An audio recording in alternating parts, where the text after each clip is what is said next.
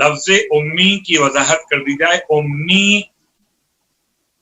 یعنی امیہ سے لفظ، امی یعنی امت سے لفظ، امی یعنی سے لفظ. اور یہ تینوں ترجمے، نسبتیں تمام اپنے اپنے اعتبار سے لوگوں نے بیان کی.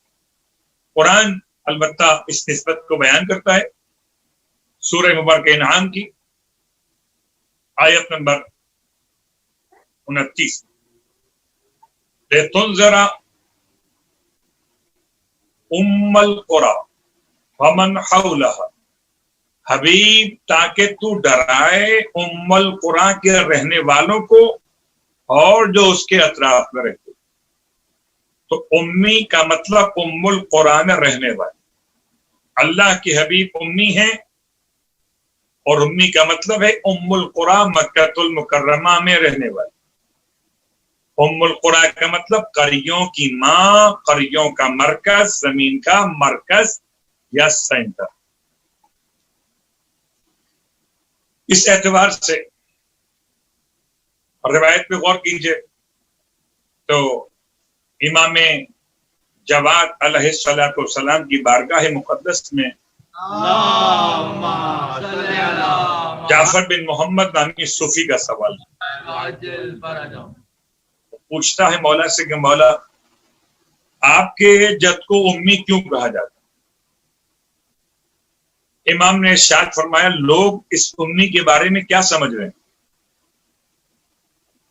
تو کہتا لوگ سمجھتے ہیں کہ وہ ان پڑھ تھے، نہ لکھ سکتے تھے نہ پڑھ سکتے تھے. امام نے ارشاد فرمایا قسم بخدا لوگ جھوٹ کہتے.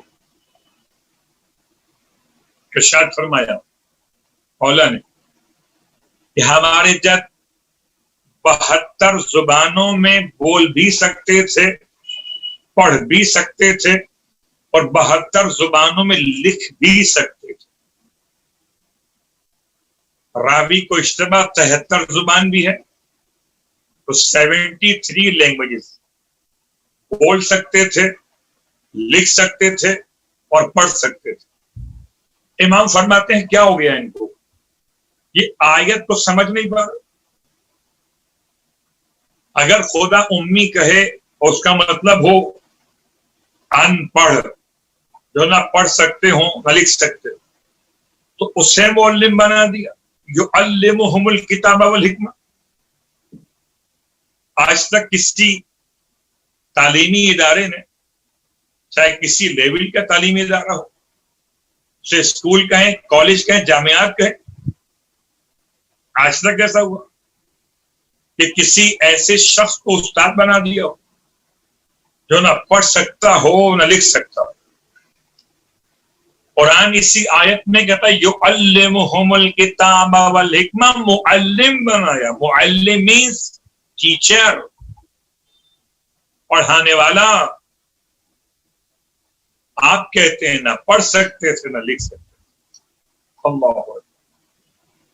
تو اگر آل محمد کی بارگاہ سے ختمی مرتبت کو سمجھیے گا تو پیغمبر کی شان سمجھ میں آئے.